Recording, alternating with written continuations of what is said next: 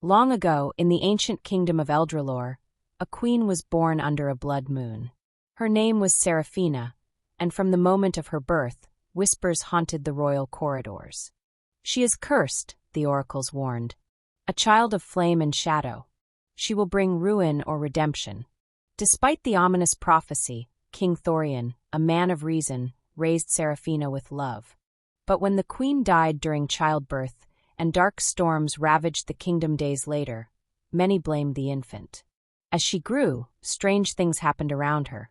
Fires erupted without cause. Shadows whispered her name. Animals fled from her presence. Fear twisted the hearts of the nobles and people alike. And so, on her 18th birthday, when her powers flared during a royal ceremony and nearly burned the palace, the council forced her father's hand. Queen Seraphina was banished. She fled to the haunted forest of Moonlight, where she built a lonely castle woven from shadow and sorrow. There, she ruled over the creatures of darkness, not with cruelty, but with quiet anguish. Rumors spread that she'd turned into a monstrous sorceress who cursed anyone who dared approach. But what none knew was that her heart still beat with longing for love. Decades passed. Eldralore declined. Crops withered, rivers dried, and rebellion brewed. King Thorian grew old and broken. Desperate, he summoned the last oracle. "There is but one path," the oracle croaked. "You must find her, the cursed queen. Only her love can save the land.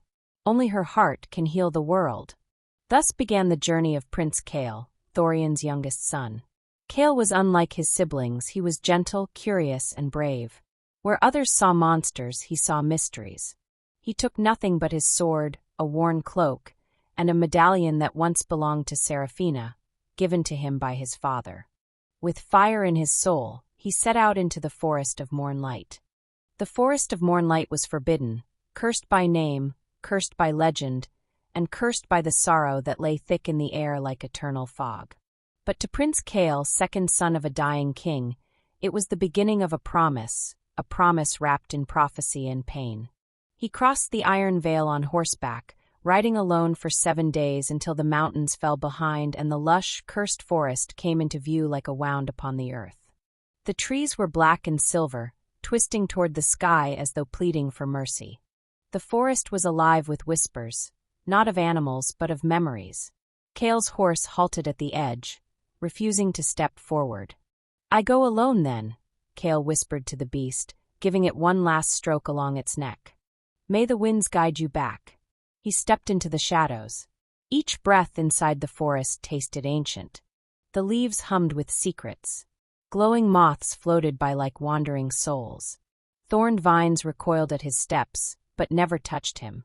The medallion around his neck, Seraphina's lost sigil, glowed faintly with warmth, like it remembered this place. Or was it that this place remembered her? Deeper he went. By the 3rd day, his dreams twisted into visions. He saw flames, roaring fires that consumed palaces. He saw a girl in white, screaming as magic poured from her fingertips. He saw a crown of obsidian thorns and a throne made of screams. And always he saw golden eyes watching him. On the 4th night, Kael collapsed by a stream of silver that reflected not his face, but a woman's, Queen Seraphina. That night he met the Stag of Sorrows.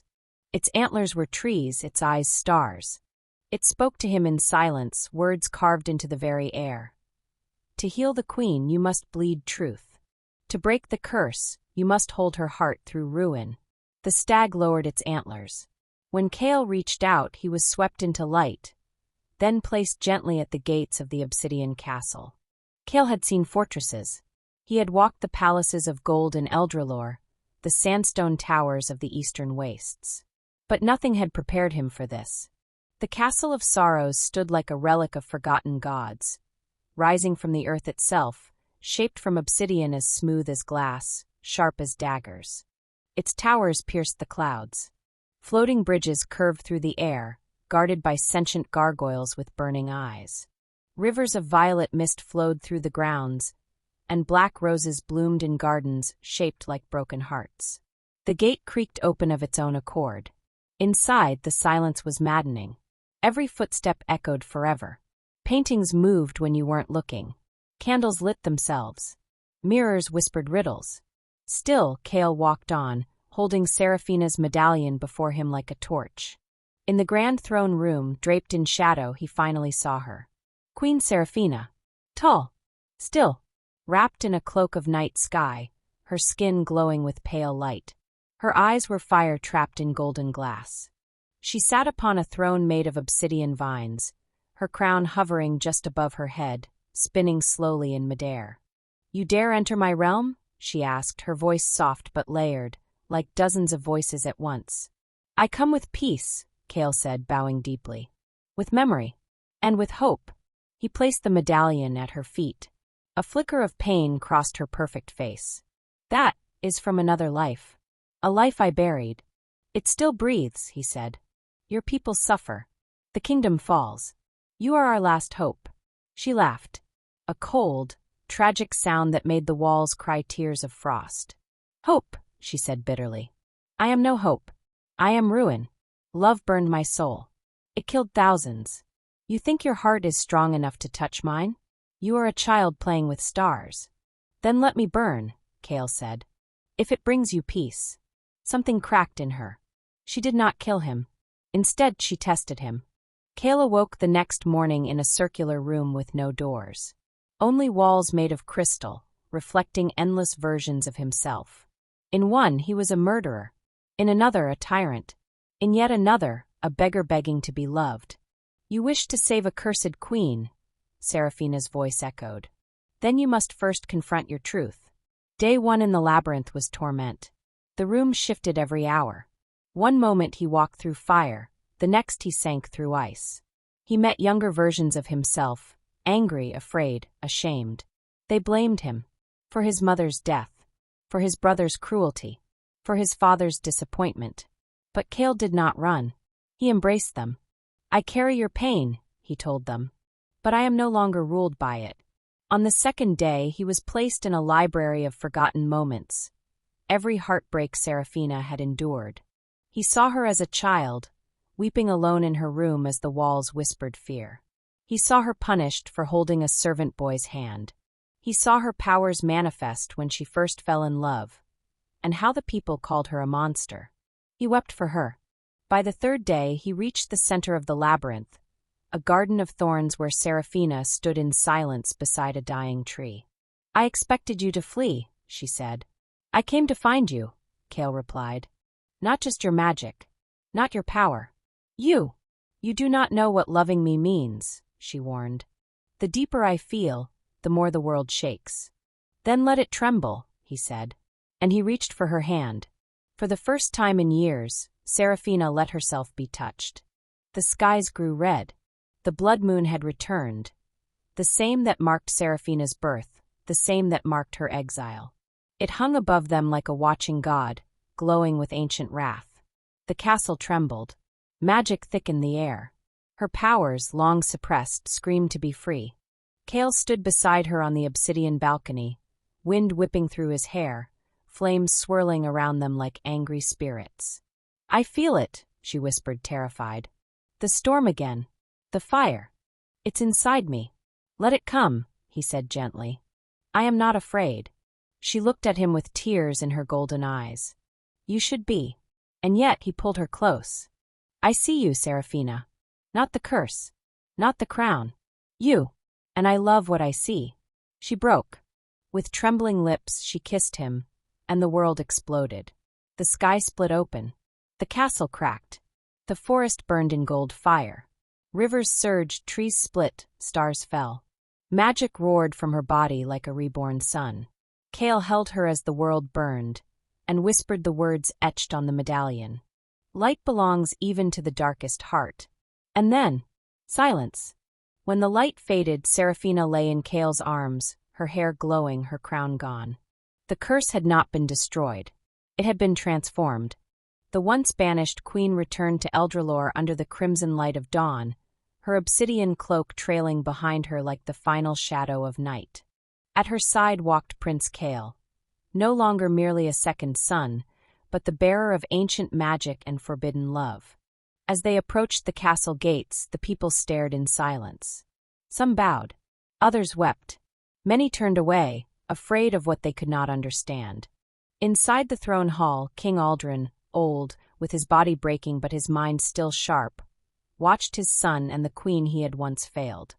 "I see the fire has not consumed you," the king rasped. "Or perhaps it burned away what blinded us all." Seraphina knelt. "I am not here to reclaim a throne," she said. "Only to heal the land, if you'll let me." But not all hearts were ready. Kael's elder brother, Crown Prince Drennan, stood by the throne with narrowed eyes. Drennan, who had always lived in Kael's shadow despite being heir, now found himself eclipsed entirely. "She is still cursed," Drennan hissed in private chambers later. "She burned villages, cursed the soil. And now you parade her as your queen." Kael replied with calm steel in his voice. "Love does not erase the past, but it rewrites the future." But Drennan was already plotting. Seraphina's presence began to change the kingdom. Where once the ground was dry, rains began to fall. Crops bloomed in long-dead soil. The rivers ran with clear, silver water. Even the dying trees sang in the wind again. But magic has always demanded balance. The stronger Seraphina grew, the more she felt a presence, a force that stirred from deep within the mountains. Something ancient. Watching. Waiting.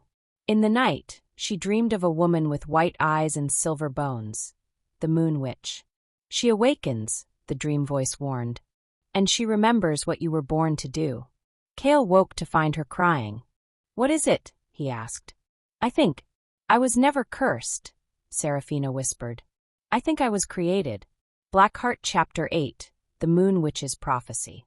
The royal archives spoke of a prophecy hidden in blood ink. "Born under blood and crowned in flame, the daughter of night shall rise again. She will love a prince, betray a king, and wake the witch who sleeps beneath the wing." Seraphina was the daughter of Queen Meilira, a powerful sorceress exiled centuries ago, known in whispered legends as the Moon Witch. She had vanished into the mountain called Wormspire, sealing herself in stone to await her daughter's awakening. Kael and Seraphina traveled to the mountain to find the truth. Deep within the glowing caverns of Wormspire, they found a crystal tomb, and inside the Moon Witch slumbered, her eyes twitching behind closed lids. As Seraphina approached, the tomb cracked. Meilira opened her eyes. "You have loved," she said. "And now we all shall burn." Back in Eldralore, Prince Drennan could no longer bear it. With whispers of a prophecy reaching court ears, the people began to question who their next ruler should be. Drennan's anger turned into fear, and fear into treason. In secret, he forged a dark alliance with the High Magister of the Sun Temple, a man who long feared the return of moonborn magic. Together they raised a false flag, that Seraphina had bewitched Kael, and was preparing to resurrect the Moon Witch to overthrow the realm. In a single night, the castle was stormed. Kael was seized. Seraphina, cornered on the cliffs near Wormspire, was forced to flee, her wings of flame carrying her into the stormy sky. Eldralore fell under martial law, and in the dungeons beneath the castle, Kael endured his brother's betrayal with silence. "I will not fight you," Kael said. "Then you've already lost," Drennan sneered.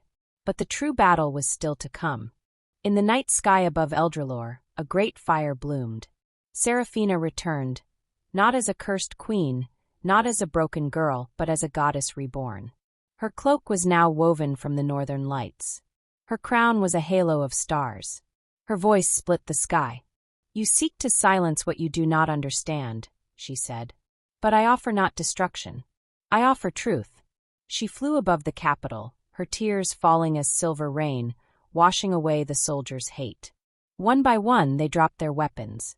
But Drennan had prepared a final weapon. A blade forged from sun fire, said to kill any child of the Moon Witch. In a final confrontation, Kael escaped the dungeons and stood between Seraphina and the blade. "You will not touch her," he said. Drennan lunged. The blade struck Kael's chest. Time stopped. Seraphina screamed, and the scream turned into magic, into creation, into rebirth. Light erupted. When it faded, Kael was alive, his body glowing with the same golden fire that once marked Seraphina. The curse was no longer hers alone. Together, their love had transformed it. Not a curse, not a burden, but a bond between two hearts powerful enough to change the world. The skies above Eldralore had never seen such light.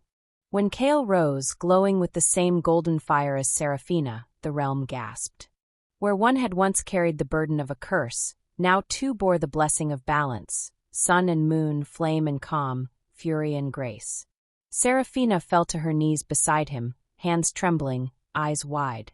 "You should be dead," she whispered. Kael touched her face. "Maybe I was until you loved me." Their reunion was short-lived. Across the sea of mists, the moon witch, Melira, had begun her chant. The ground trembled. The stars dimmed. The sun itself faltered in the sky. She was waking the old gods. "You must stop her," whispered King Aldrin, now bedbound, his voice weak. "But not with blades, with truth." Seraphina, Kael, and a small company of loyal warriors began the journey to the Obsidian Stair, the bridge between realms. Time was thinning. Magic was unraveling. And Melira's prophecy was nearly complete. The Obsidian Stair spiraled through the sky like a serpent made of night. Each step they climbed, memories stirred from the stones themselves.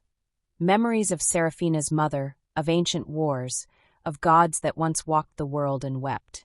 At the summit they reached the Cradle of Stars, a floating temple where light and dark met once every 1,000 years. There Melira waited. No longer frozen, she stood in robes of woven shadow, her crown a ring of broken planets. "My daughter," she said softly, "you have come home." "I never left," Seraphina said. "But I will not help you bring death to this world." Melira smiled. "It is already dying. Let me unmake it, so you may create something better." "You taught me love was weakness," Seraphina said. "But love is the only thing that ever made me strong." A duel of magic ignited. A celestial battle where comets fell and time twisted. Kael joined the fight, his golden fire answering her silver storms. And in the sky above them, the final eclipse began. The battle shattered reality. The Cradle of Stars cracked open, unleashing forgotten spirits, beasts of time, guardians of balance.